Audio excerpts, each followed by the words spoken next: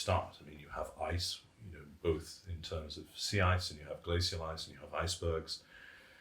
And people are interacting and engaging with animals and the fish and the polar bears and the ice all the time. So this enters into everyday life. And I think it became very apparent early on how important it was for me to understand these things, because when I first began learning Greenlandic, of course, I'm learning a vocabulary. People are telling me what the words are for polar bear or for iceberg or for ice.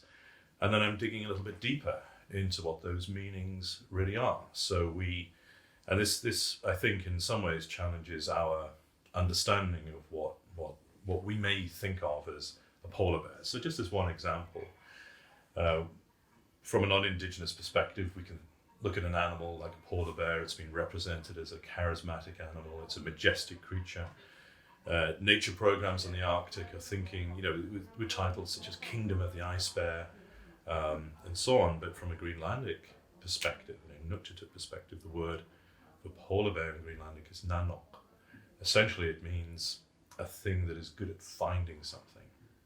And so Greenlandic is almost as if you're being asked in riddles for the answer of something. So imak, sea.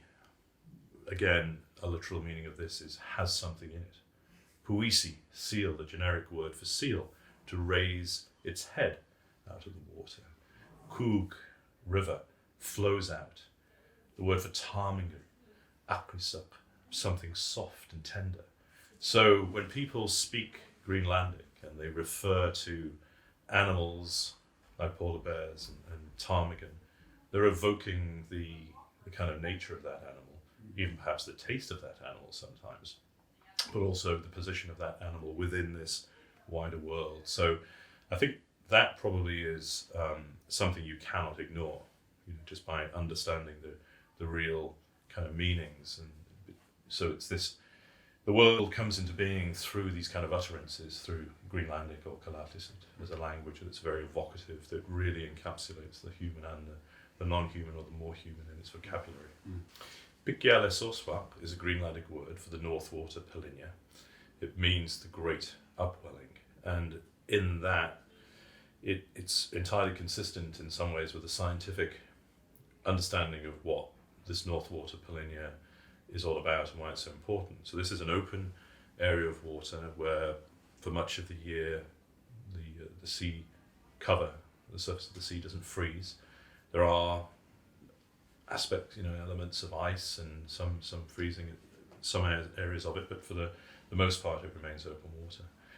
And so there's been a lot of scientific interest in the North Water for decades in terms of the upwelling of these nutrients and the productivity of that Pilinia and its attractiveness to a range of animals, marine mammals, fish, seabirds. In the 19th century, it was an area that was attractive for whalers. Whalers would head up through Melville Bay, through the ice barrier to get to the North Water, where there was this promise of finding Greenland right whale. And this North Water was named by whalers, essentially. So an area of open water. But the Pikyalesoswak has become an area that the Inuit Circumpolar Council, both in Greenland and Canada, have dedicated some time to in recent years. There's a commission, the Pikyalesoswak Commission, and this is about putting in place principles for the conservation and the management of Pikyalesoswak, based on Inuit knowledge, but also by having Inuit participate in the governance and the management of this area. So this is a way of trying to draw attention to the significance of the place as an indigenous space and place that's been not just historically important, but also if we go back to the first movements of Inuit peoples into Greenland, the Paleo-Inuit peoples such as the Sakak culture and the independence cultures, they moved into Greenland through this area from northeast Canada. They were attracted to settle around the coasts of northwest Greenland, as were Inuit on the east coast of what is now Baffin Island, and further north Devon Island and Ellesmere Island, because of the resource wealth that was there. So historically, archaeologically, it's a very, very significant area, and also very important for Inuit history. So Pikiada-Sorswak is also a reaction to the changes, the geopolitical changes that are taking place.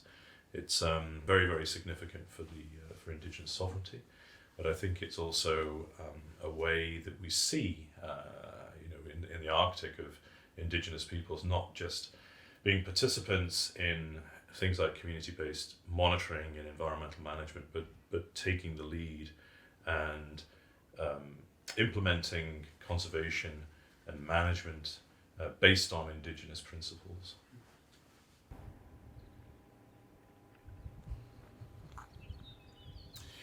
In some ways, the move towards Greenlandic independence can be told through the story of ice. Ice is the narrative of the greening of Greenland that we see through the media and also some academic literature. The kind of storyline that goes that ice is melting and the Greenland ice sheet is kind of melting, and glaciers are receding and retreating, and so this opens up all kinds of possibilities for access to resources. And in some ways, there's probably some element of reality in that, because accessibility, getting into northern spaces to be able to ship your iron ore out of really remote places, requires open water. So who knows, that might enable it. I think that the discussion has focused on how climate change, on the one hand, certainly in a Canadian Inuit context, where Inuit leaders and activists and others, most notably people like Sheila Cloutier, have talked about the loss of ice and the disappearance of ice as being a threat to the survival of Inuit culture. So this draws attention to the importance of the presence of ice for the survival of Inuit communities. So that's framed as a human rights issue. In Greenland, the discussion is often rather different, where the loss of ice can sometimes be seen as empowering. It's a way that perhaps enables a possible future towards independence. But there's a complicated dimension to that, because at the same time, I'm not sure that there are many Greenlandic politicians or others who are thinking, great, the inland ice is going to melt and that's not going to be a problem. I think there are tremendous concerns about what the loss of ice will really mean. But there's definitely a concern that loss of sea ice is a threat to the traditional cultures of many communities in the north, whereas climate change and a warming Greenland enables different possibilities and opportunities, particularly in South Greenland, where the expansion of agriculture is certainly a reality, and where sheep farming is expanding. People are expanding their pasture range for the sheep as well, and the growth of vegetables, initiatives to have experimental forestry. And so Greenlandic independence and the future of Greenland, if it's greater autonomy or independence, one element of this is how can Greenland seek to for example, become more self-sufficient in producing its own food. So Iceland tends to be a little bit of an example here, but there are tremendous costs involved in shipping food in, and then having that food in supermarkets where you have to buy it and so on. So vegetables, fruits, potatoes, if these can be grown in Greenland, well, that's good news for Greenland, and that's a form of autonomy that's kind of independent from a kind of a complete independence. It's about being self-sufficient in food production, so that's important. So a warming climate, a greening Greenland, enables this kind of productive agriculture to develop in many ways. Certainly, if in the case where you've got mines, such as up at Citroenenfjord in the far north in Peary Land, This is an exploitation license has been given to Ironbark, the Australian company that seeks to develop this lead zinc mine up there. This is a very remote space, and to ship that material out of the fjord requires an open water season. You don't want to have too much ice that's going to kind of lock you in. So, the the scenarios of an ice-free north are things that companies and other politicians obviously look favourably to in many cases because of that importance of transit and mobility. If you can't get your materials to market from these northern mines, then that's a problem. And even though Ironbark has an exploitation license, developing that mine is going to be a challenge, and it's going to be challenged by ice. So ice throws up these difficulties in terms of presenting obstacles to development as well. Another element of that is the way in which ice, as you know, and you've been looking at yourselves, is how ice can be exported. So ice itself becomes a commodity. Again, a very kind of significant way in which Greenland is thinking about how it can develop these initiatives and industries based on things that also go beyond minerals and oil. So it's a different kind of extraction, but nonetheless it's something that has been talked about for decades, about towing icebergs down to Saudi Arabia and so on, but the commodity and the commoditization of ice, and so it assumes a different kind of economic value. There's a lot of promissory capital that's sort of surrounded the whole notion of how ice can become a marketable commodity that can be exported. So again, the way in which the inland ice becomes viewed in a completely different way than as a kind of sentinel of climate change.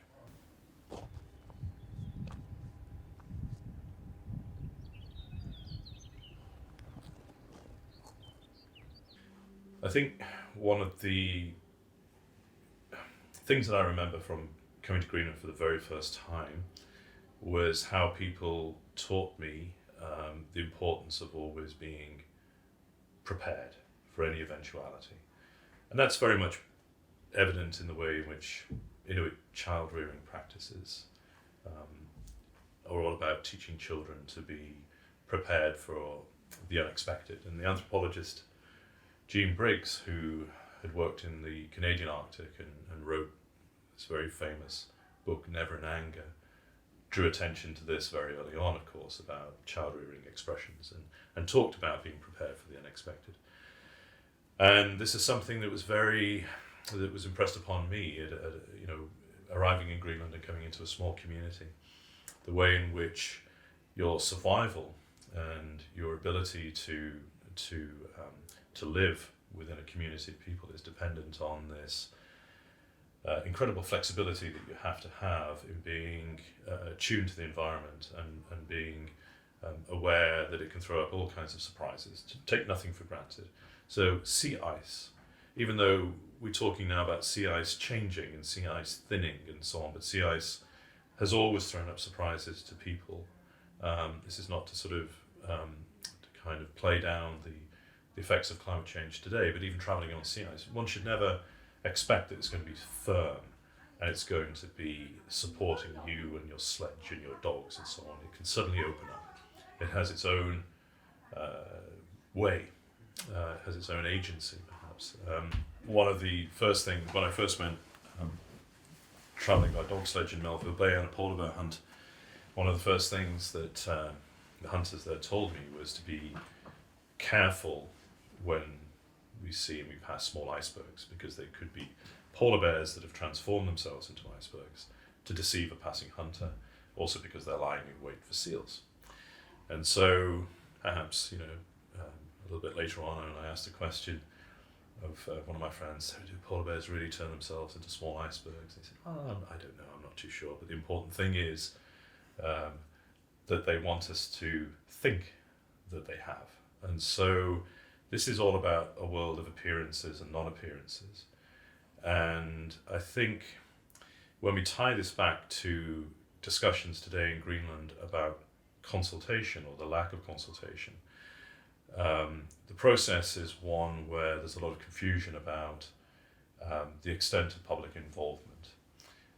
The legislation requires companies to inform a community of its intentions to do seismic testing or to explore for lead and its plans for projects. What constitutes that community is a different story as well. But people feel that they are not given the opportunity to be able to, in their words, talk about their understandings and the perceptions that they have of the environment. So stories about polar bears being icebergs and so on, but the astonishing things that one finds in the landscape and the encounters that one already, one has with the landscape and with animals. These are very difficult things to trim down and to quantify in social and environmental impact assessments. And so the difficulty is that the environment in Greenland tends to be rendered into becoming a resource space, and it erases indigenous and local understandings and knowledge of the environment, and even when indigenous and local understandings of the environment aren't even given a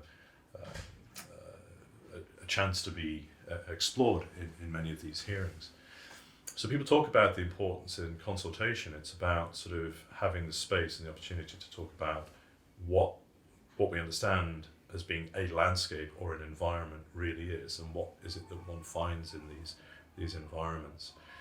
And this is done through storytelling and through storytelling about encounters of the things that one finds in the environment, things that one has been confronted by, the way in which the environment does throw up its challenges and demands of people a particular kind of respect, but also an awareness of its of the fact that its true nature is very difficult to be revealed.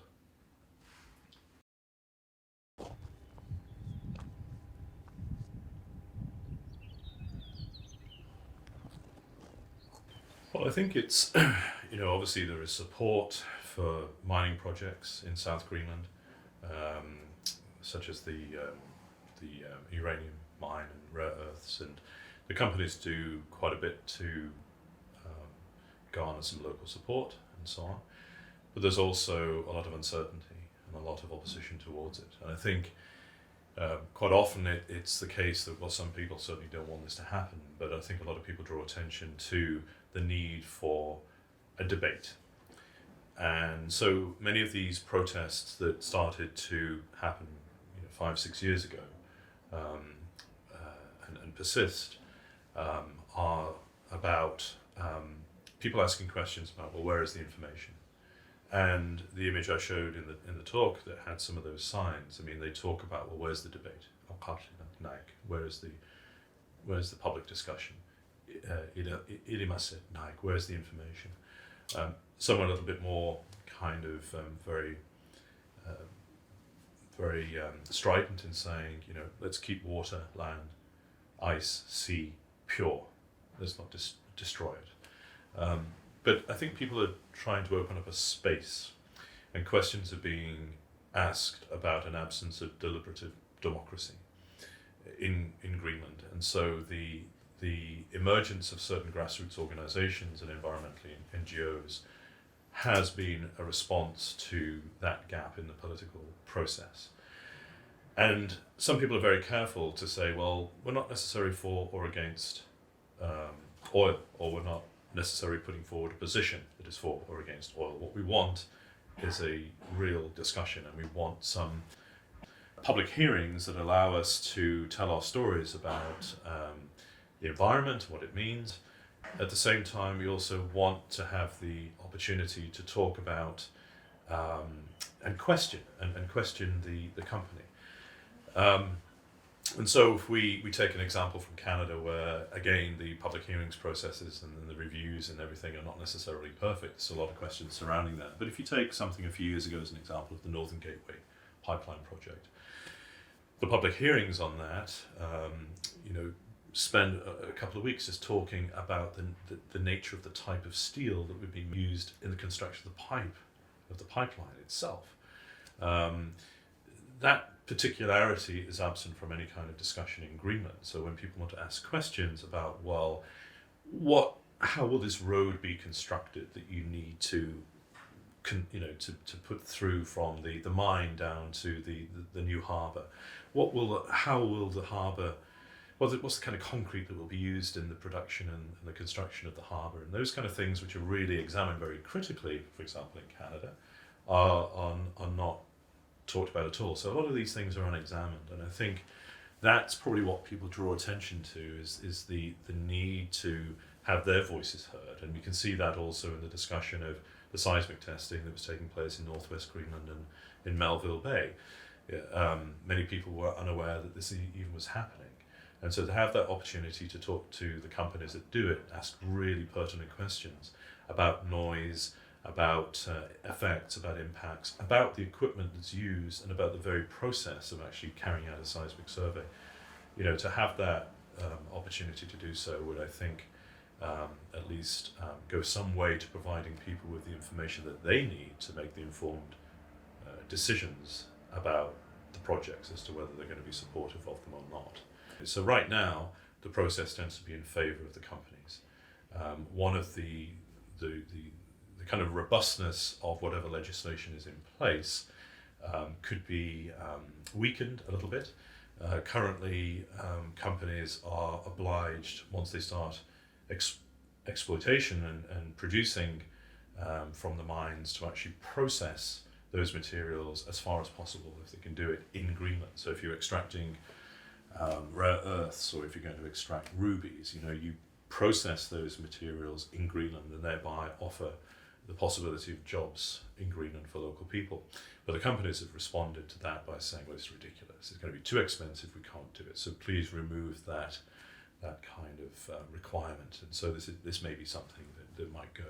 So right now things seem to be more working towards the favour of companies and to make it easier for them to invest and to be interested in Greenland and to operate than it is for the public participation in these discussions.